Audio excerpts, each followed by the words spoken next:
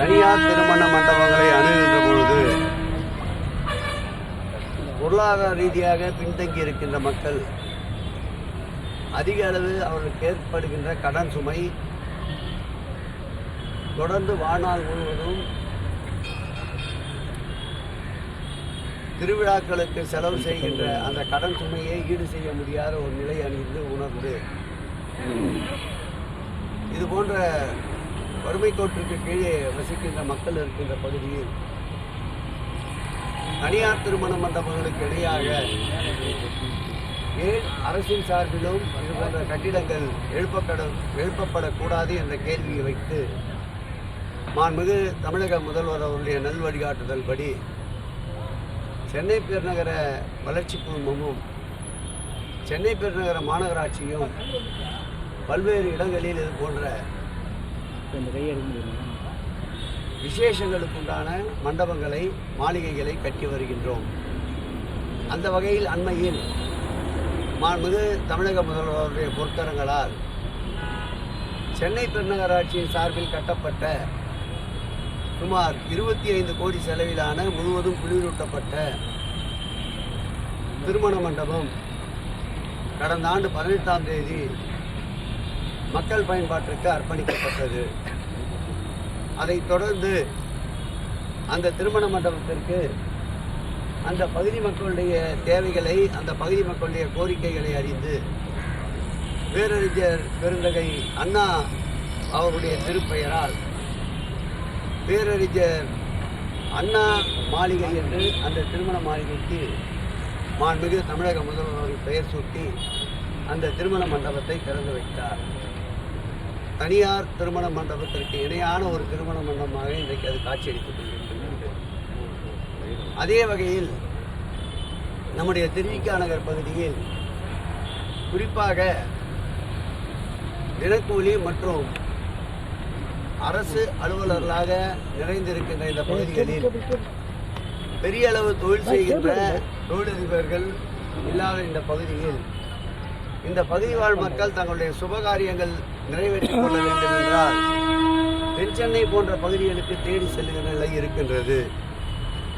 ஆகவே இங்கே ஒரு திருமண மண்டபம் வேண்டும் என்ற கோரிக்கையின் அடிப்படையில் நம்முடைய மேயர் அவர்களும் சட்டமன்ற உறுப்பினர் அவர்களும் வைத்த கோரிக்கையை மாண்புமிகு தமிழக முதல்வருடைய கவனத்திற்கு கொண்டு சென்று சென்னை பெருநகர வளர்ச்சி குழுமத்தின் சார்பில் இங்கே ஒரு திருமண மண்டபம் அமைப்பது என்று முடிவெடுத்தோம்.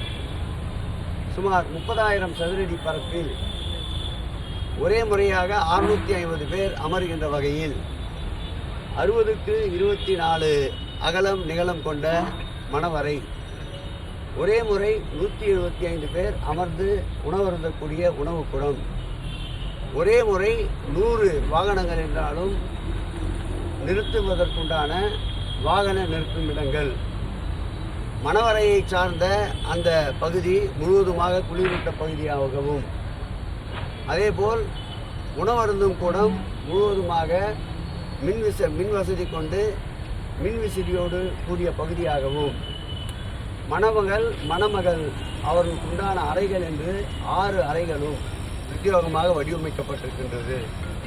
மாண்புமிகு தமிழக முதல்வர் அவருடைய வழிகாட்டுதலின்படி இந்த பகுதி மக்களுடைய கோரிக்கைகளை ஏற்று குறிப்பாக இந்த வட்டத்துடைய மாநகராட்சி மாமன்ற உறுப்பினர், மேயர் மற்றும் சட்டப்பேரவை உறுப்பினர் ஆகியோருடைய கோரிக்கையை ஏற்று மாண்புமிகு தமிழக முதல்வர் அவர்கள் இந்த திருமண மண்டபத்திற்கு அண்ணல் அம்பேத்கர் திருமண மாளிகை என்று பெயர் சூட்டியிருக்கின்றார். இந்த களப்பணியில் தொடர்ந்து எங்களோடு துறையினுடைய செயலாளர் அன்பிற்கினிய காகர்லா உஷா அவர்களும் காலம் நேரம் தவறாமல் தொடர்ந்து கடுமையாக பணியாற்றி கொண்டிருக்கின்ற அன்பிற்கினிய உறுப்பினர் செயலாளர் பிரகாஷ் அவர்களும், எங்கள் துறையினுடைய சிஇஓ சிவஞானம் அவர்களும், பெருநகரத்துடைய மாநகராட்சி ஆணையாளர் குமரகுருவரன் அவர்களும், இந்த வட்டாரத்துடைய வட்டார அலுவலர் அன்பிற்கினிய கௌசிக் அவர்களும், இந்த மண்டலத்துடைய மண்டல அலுவலர் அன்பிற்கினிய சொக்கலிங்கம் அவர்களும், அன்பிற்கினிய சரவணன் போன்றவர்களும், மாநகராட்சி மாமன்ற உறுப்பினரும் ஏனைய நிர்வாகிகளும் தொடர்ந்து இந்த பணிகளை கண்காணித்து வருகின்றோம். தரமான அளவிற்கு தனியார் கட்டுமானத்தை மிஞ்சுகின்ற அளவிற்கு இந்த திருமண மண்டபம் 29ஆம் தேதி மக்கள் பயன்பாட்டிற்கு அர்ப்பணிக்க இருக்கின்றோம் என்ற மகிழ்ச்சியை தெரிவித்துள்ளோம். கட்டணமாக எவ்வளவு? கட்டணத்தை பொறுத்தளவில் 75,000 என்று நிர்ணயிக்கப்பட்டிருக்கிறது. இது தவிர்த்து மின்சாரம் மற்றும் சுத்தம் செய்கின்ற பணிகள் போன்ற பணிகளுக்கு தனியாக கட்டணங்கள் வசூலிக்கப்படும். அவரவர் விருப்பத்திற்கு ஏற்றாற்போல் அலங்காரங்கள் அவர்கள் எந்த வகையில் செய்து கொள்கிறார்களோ அதற்குண்டான கட்டணத்தை அவர்கள் ஏற்பாடு செய்து கொள்வார்கள். ஒட்டுமொத்தமாக திருமண மண்டபத்துடைய கட்டணம் 75,000. ஏனென்றால் ஏற்கனவே சொன்னது போல் விட்டாமிராசுகள் வாழ்கின்ற பகுதி அல்ல. தினந்தோறும் பணிக்கு சென்று தினக்கூலிகளாக வேலை செய்பவர்கள், ஒரு சில பகுதியில் அரசு பணியாளராக இருப்பவர்கள், சிறு சிறு தொழில்கள் செய்பவர்கள் தான் நிறைந்த பகுதி என்பதால் அவர்கள் தென்சென்னையை நோக்கி செல்லுகின்ற சூழல் ஏற்படக்கூடாது என்பதற்காக இந்த திருமண மண்டபம் இங்கே அமைக்கப்பட்டிருக்கிறது.